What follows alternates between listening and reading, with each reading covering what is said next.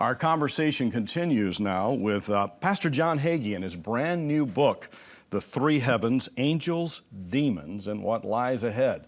These have been compelling minutes with Pastor Hagee, and this book is compelling as well. We're talking about what's in this book, and we want you to call and get it. But hang on, don't call yet, because you need to hear another amazing story or two from this wonderful communicator, man of God, Dr. John Hagee. Pastor John, as we've been looking at this book, I observe it as very personal. It's also very pastoral. And in our last segment, we talked about when you were a young pastor, how you had first confronted demonic power. Yeah. A little bit later on in the journey, the spiritual warfare as Cornerstone grew, as your influence grew, as people were being saved, lives transformed here, you were becoming increasing salt in the midst of darkness, light in the midst of darkness, salt flavoring this community. Spiritual warfare intensified, and it got really intense at a church service. Take us there, as only you can. What happened where demonic power actually entered into the worship center of Cornerstone? This would be December 1971. It's a Wednesday night, and I'm teaching on a series on how Jesus dealt with demons.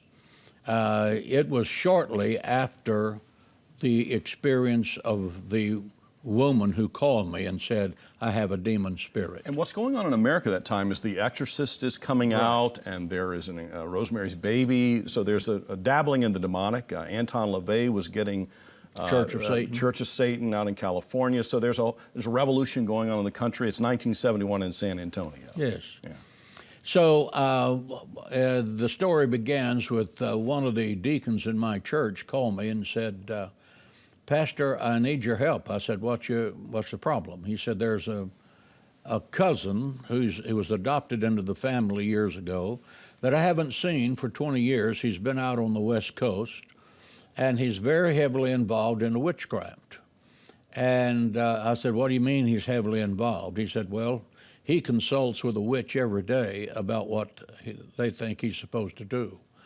And he is coming to San Antonio to shoot me.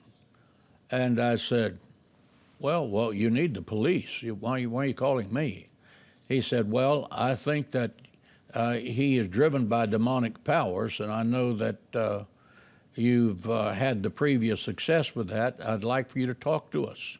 So we brought both of them into my office, and I talked to the man who eventually would be the shooter, and he was telling me how powerful he was in the occult, that he could control other people with dolls, with pins and curses and so forth, that he could control his credit card bills that would never find him.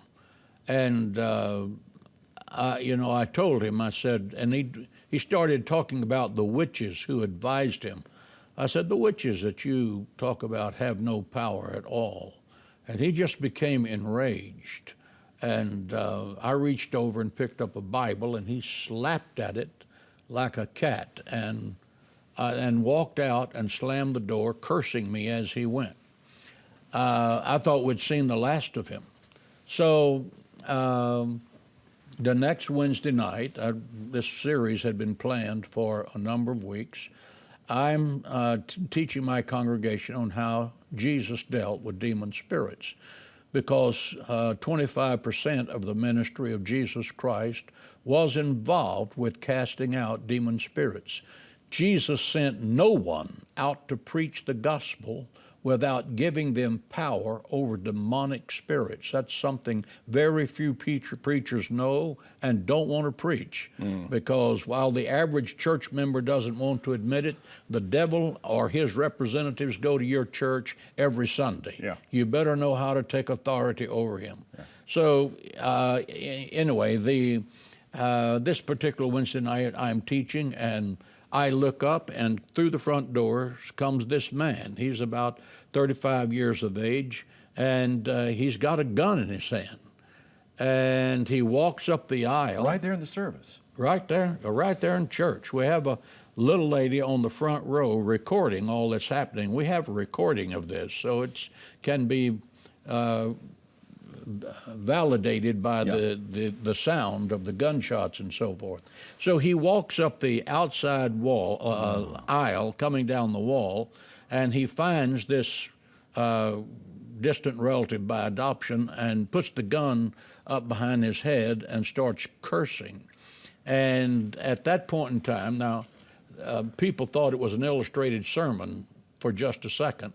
And then when he cursed him, they knew something was amiss. Then they saw the gun. Mm-hmm. And he walked him up to the front, and he stood him beside me. And he's behind the pulpit to my left, and I'm standing behind the pulpit, and he's right there, just 8 feet away. I can see the copper jackets in that six-shooter that he's got on the bullets. Yeah. And he said, I've come to kill you to demonstrate the power that Satan has over believers, that he has more power than Jesus Christ.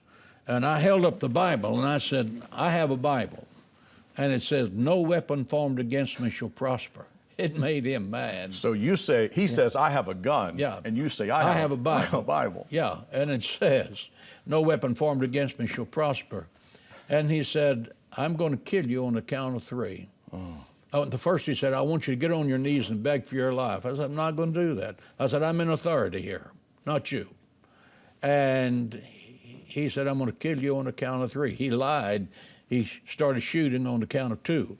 And he emptied the gun. I just stood right there, did not move right or left.